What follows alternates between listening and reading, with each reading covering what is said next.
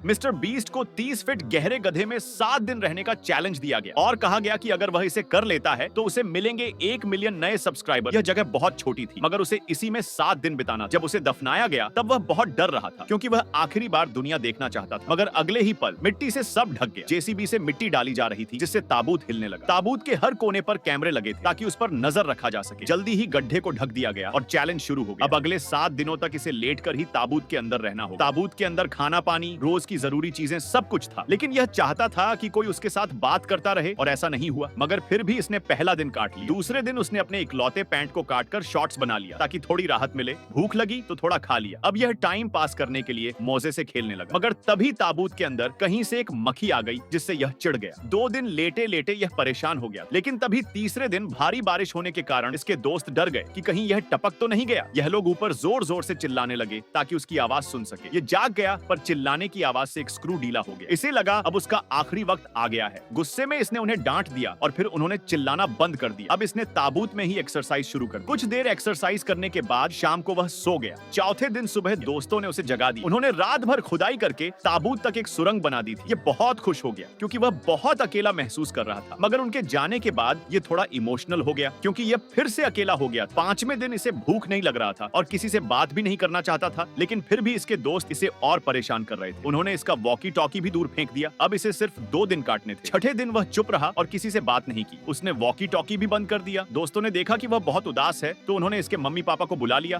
ताकि इससे बात कर सकें। यह थोड़ा खुश हो गया। अब बस 1 दिन बचा था। इसने सोचा कि सो जाता हूँ, सुबह उठूंगा तो ये चैलेंज पूरा हो जाएगा। 7वें दिन सुबह सूरज निकला। ऊपर सभी लोग इसका इंतजार कर रहे हैं। यह बहुत खुश था और जल्दी बाहर निकलना चाहता था। अब सभी लोग उसे हाथों से खोदकर ही निकलने की सोच रहे थे। आगे जो हुआ वो देखने से पहले नाचने वाली लड़कियों को तो भर भर के लाइक करते हो। आज देखते हैं अपनी प्यारी माँ के लिए कौन एक लाइक, सब्सक्राइब करता है और कमेंट में लिखता है आई लव मॉम। लेकिन मशीन को बुलाना ही पड़ा। फाइनली ताबूत का ढक्कन खुल गया। ये बहुत खुश था। इससे लगा जैसे दूसरा जीवन मिल गया हो।